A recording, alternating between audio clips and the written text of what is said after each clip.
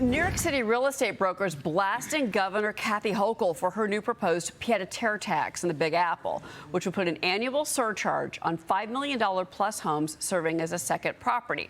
City Mayor Zohran Mamdani couldn't be happier about it. Watch.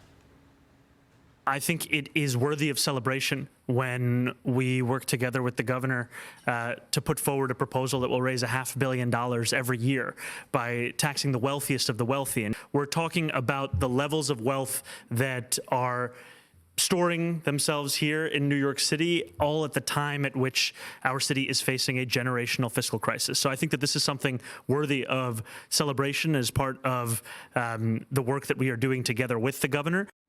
Mamdani also making a jab at Citadel CEO Ken Griffin right outside of his New York City luxury penthouse. Griffin is a highly generous donor to several New York institutions, including Memorial Sloan Kettering Cancer Center, Langone Health, the Museum of Natural History, a Museum of Modern Art, charter schools, and a lot more. I want to bring in American Real Estate Association co-founder Jason Haber. You know what, Jason? Let's talk about this because Ken Griffin pays over $850,000 per year in real estate taxes alone every year, not to mention the $16 million that you pay on transfer and mansion taxes, because we have a flip tax, we call it here in New York City. Yeah, well, let's look at that building for a second.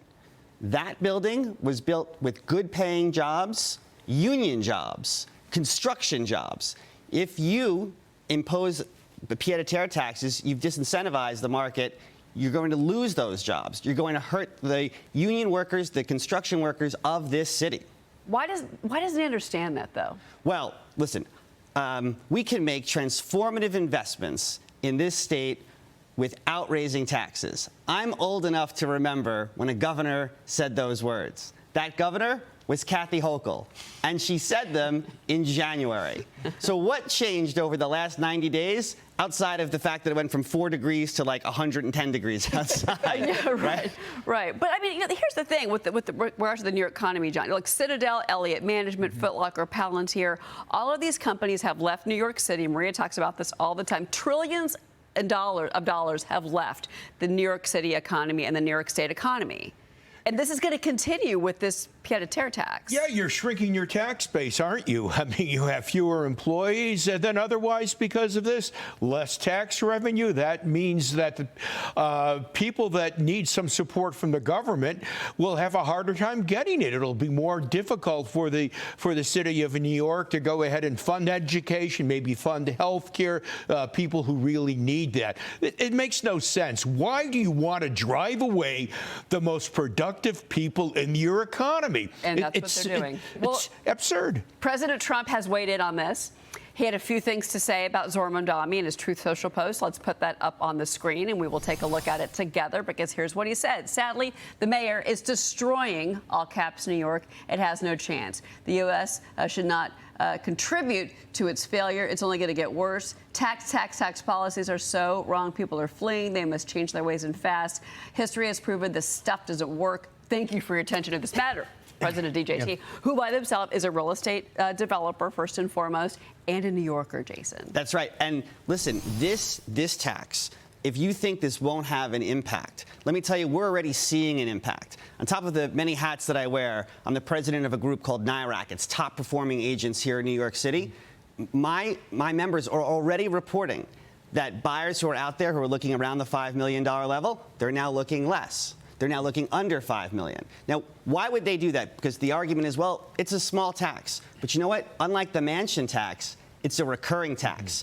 You buy an apartment in New York City for $5 million. The mansion tax is $112,000. Let's say this is an annual tax of around between $25,000 and $35,000. Guess what? After 5 years, you've more than doubled the mansion tax. You're adding a real tax burden on a recurring basis to buyers. And look, I'm a New York maximalist. I want everyone investing here, living here, and enjoying this amazing city.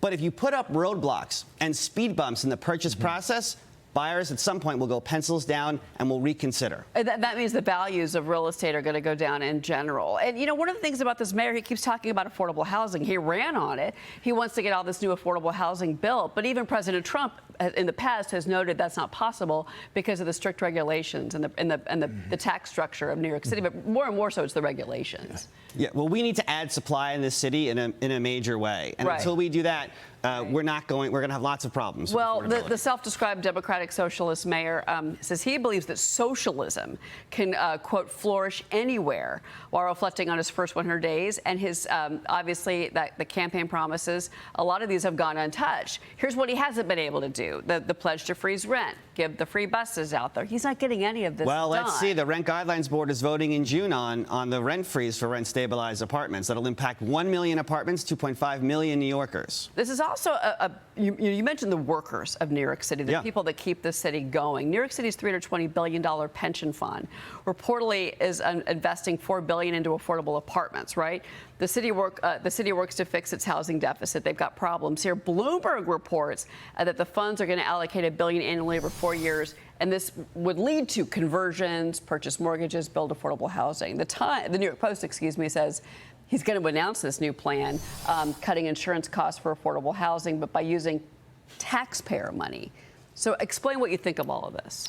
So we have a huge structural imbalance here in the city right now. We have 50,000 rent-stabilized apartments that are just sitting empty because Albany changed the rent laws in 2019, something called HSTPA, which has fundamentally changed the math on rent-stabilized apartments. And so it's better for landlords to keep them empty than to lose money on them by renovating them and not being able to recapture that cost. One of our reporters here at Fox Business at Madison Allworth showed that. She went to empty apartments and said, this is what happens when you overregulate and overtax, and that's the city of New York. Jason, it's great to see you. Thank you so much for being here.